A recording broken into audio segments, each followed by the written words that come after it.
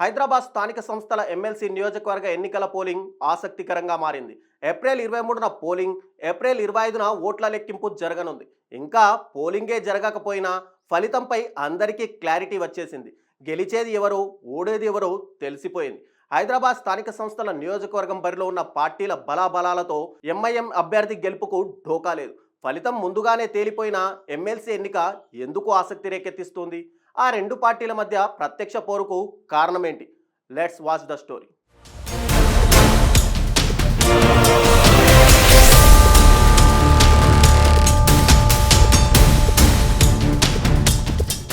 హైదరాబాద్ స్థానిక సంస్థల నియోజకవర్గం ఎమ్మెల్సీ ఎన్నికల్లో హైదరాబాద్ జిల్లా ప్రజాప్రతినిధులు మాత్రమే ఓటర్లుగా ఉండనున్నారు. అంటే హైదరాబాద్ జిల్లా పరిధిలోని కార్పొరేటర్లు, ఎంపీలు, ఎమ్మెల్యేలు, ఎమ్మెల్సీలకు మాత్రమే ఎమ్మెల్సీ ఎన్నికల్లో ఓటు వేసే హక్కు ఉంటుంది. ఈ ప్రకారం ఎలక్టరల్ కాలేజీలో మొత్తం 113 మంది ఓటర్లు ఉన్నారు. ఈ 113 ఓట్లలో 49 ఓట్లతో ఎంఐఎంకు తిరుగులేని ఆధిక్యత ఉంది.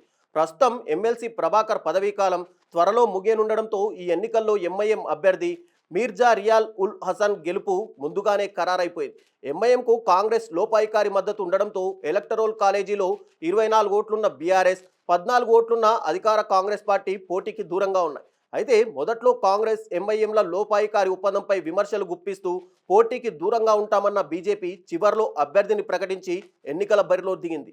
కాషాయ పార్టీకి కార్పొరేషన్లో 25 ఓట్ల బలం మాత్రమే ఉండగా సెంట్రల్ హైదరాబాద్ జిల్లా బీజేపీ మాజీ అధ్యక్షుడు నేమారు గోముల గౌతమ్ రావును బరిలోకి దింపింది.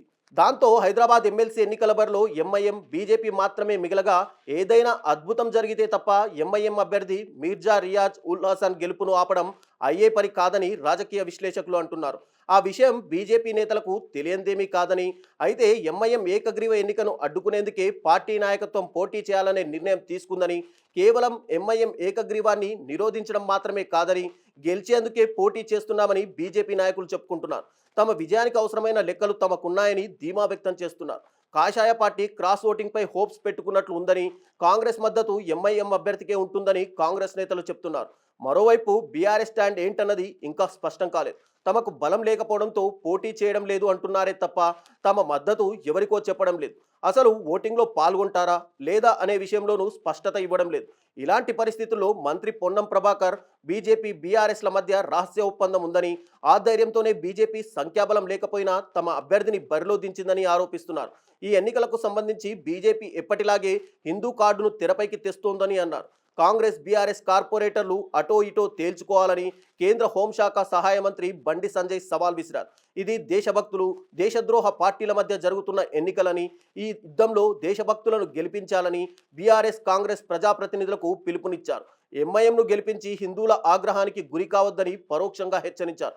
ఇటీవల శ్రీరామనవమి సందర్భంగా ఎమ్మెల్యే రాజాసింగ్ ఆధ్వర్యంలో నిర్వహించిన శ్రీరామ శోభాయాత్రలో రాజకీయాలతో సంబంధం లేకుండా 1,00,000 మందికి పైగా హిందువులు, ముఖ్యంగా యువతీ యువకులు పాల్గొన్న విషయాన్ని గుర్తు చేసిన బండి సంజయ్ బీజేపీకి పెరుగుతున్న ప్రజాదరణను గుర్తించి జీహెచ్ఎంసీ కార్పొరేటర్లు కూడా రాజకీయాలకు అతీతంగా ఎంఐఎంను ఓడించేందుకు బీజేపీ అభ్యర్థి గౌతమ్ రావుకు ఓటేయాలని పిలుపునిచ్చారు. అయితే కేంద్ర హోంశాఖ సహాయ మంత్రి బండి సంజయ్ పిలుపు మేరకు క్రాస్ ఓటింగ్ జరిగే పరిస్థితి ఉంటుందా?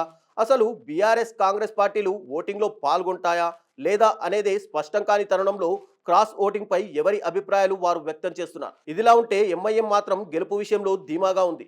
ఏదేమైనప్పటికీ గెలుపోటముల ప్రసక్తి ఎలా ఉన్నా హైదరాబాద్ స్థానిక సంస్థల ఎమ్మెల్యే ఎన్నికలు ఆసక్తికరంగా మారాయి ఇప్పుడు.